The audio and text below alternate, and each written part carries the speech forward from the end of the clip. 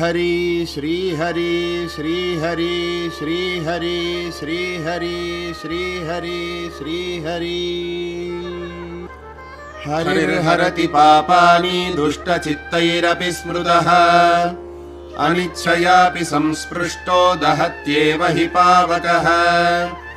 स गंगा स गया सेतुः स काशी स च पुष्करम् जिह्वाग्रे वर्तते यस्य हरिरित्यक्षरद्वयम्। वाराणस्यां कुरुक्षेत्रे नैमिषारण्य एव च यत्कृतं तेन येनोक्तं हरिरित्यक्षरद्वयम्। पृथिव्यां यानि तीर्थानि पुण्यान्यायतनानि च तानि सर्वाण्यशेषानि हरिरित्यक्षरद्वयम्। गवां कोटिसहस्राणि हेमकन्यासहस्रकम् दत्तं स्यात्तेन येनोक्तं हरिरित्यक्षरद्वयम्। ऋग्वेदोऽधयजुर्वेदः सामवेदोऽप्यधर्वणः अधीतस्तेन येनोक्तं हरिरित्यक्षरद्वयम्। अश्वमेधैर्महायज्ञैः नरमेधैस्तथैव च इष्टं स्यात्तेन येनोक्तं हरिरित्यक्षरद्वयम्। प्राणप्रयाणपाधेयं संसारव्याधिनाशनम् दुःखात्यन्तपरित्राणं हरिरित्यक्षरद्वयम्। बद्धः परिकरस्तेन मोक्षाय गमनं प्रति सकृदुच्चारितं येन हरिरित्यक्षरद्वयम्। हर्यष्टकमिदं पुण्यं प्रातरुत्थाय यः पठेत् आयुष्यं बलमारोग्यं यशो वृद्धिः श्रियावहम्। प्रह्लादेन कृतं स्तोत्रं दुःखसागरशोषणम् यः पठेत् स नरो याति तद्विष्णोः परमं पदम्।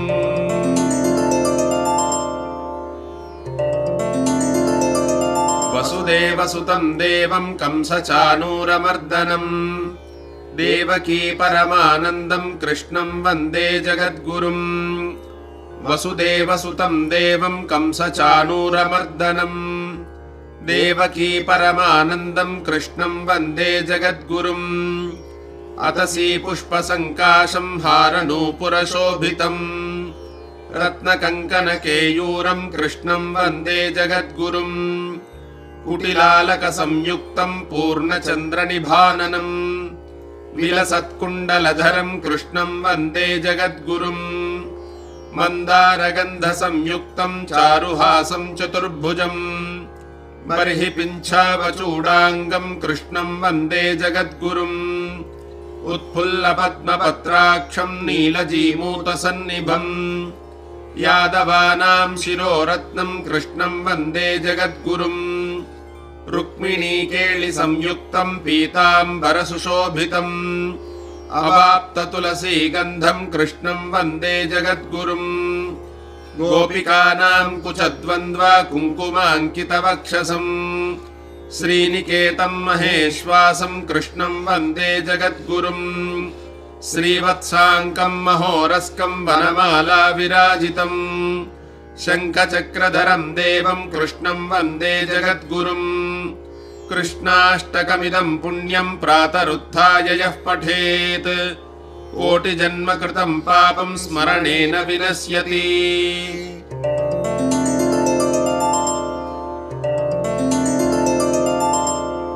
स्फुरत्सहस्रारशिखादितीव्रं सुदर्शनं भास्करकोटितुल्यम् सुरद्विषां प्राणविनाशि विष्णोश्चक्रं सदाहं शरणं प्रपद्ये। विष्णोर्मुखोत्थानिलपूरितस्य यस्य ध्वनिर्दानवदर्पहन्ता तं पाञ्चजन्यं शशिकोटिशुभ्रं शङ्खं सदाहं शरणं प्रपद्ये। हिरण्मयीं मेरुसमानसारां कौमोदकीं दैत्यकुलैकहन्त्रीं वैकुण्ठवामाग्रकराभिवृष्टां गदां सदाहं शरणं प्रपद्ये। रक्षोऽसुराणां कठिनोग्रकण्ठश्चेदक्षरक्षोणितदिग्धधारम् तं नन्दकं नाम हरेः प्रदीप्तं खड्गं सदाहं शरणं प्रपद्ये।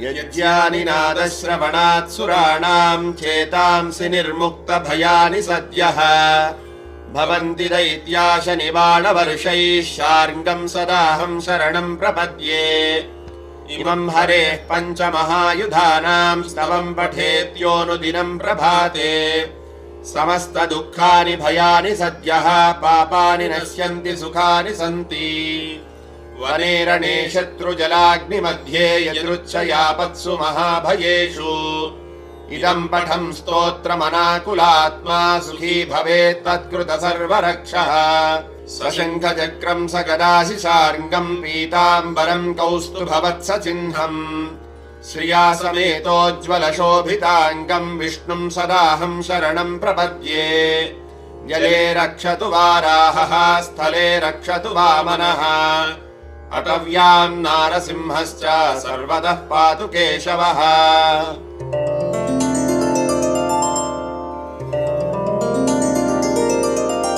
ग्राहग्रस्ते गजेन्द्रे रुदति सरभसन्तार्क्ष्यमारुह्य धावन् व्याघूर्णन्माल्यभूषा वसनपरिकरो मेघगम्भीरघोषः आबिभ्राणो रथाङ्गम् शरमसिमभयम् शङ्खचापौ सखेटौ हस्तैः कौमोदकीमप्यवतु हरिरसौ अंहसाम् संहतेर्नः नक्राक्रान्ते करीन्द्रे मुकुलितनयने मूलमूलेति खिन्ने नाहम् न चाहम् न च भवति पुनस्तादृशो मादृशेषु इत्येवम् त्यक्तहस्ते सपदि सुरगणे भावशून्ये समस्ते मूलम् यत् प्रादुरासीत् स दिशतु भगवान् मङ्गलम् सन्ततम् नः प्रातः स्मरामि भवभीति महार्तिशान्त्यै नारायणम् गरुडवाहनमञ्जनाभम्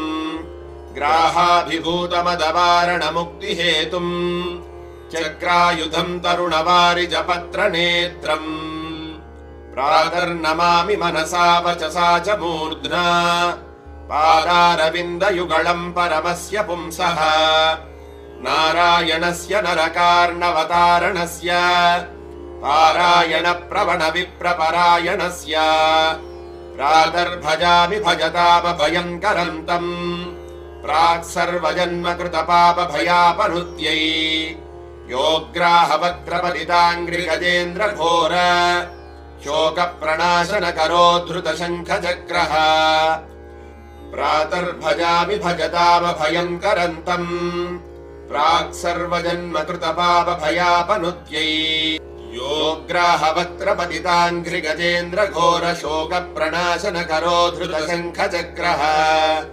श्लोकत्रयमिदम् पुण्यम् प्रातरुत्थाय यः पठेत् लोकत्रय गुरुस्तस्मै दद्यादात्मपदम् हरिः।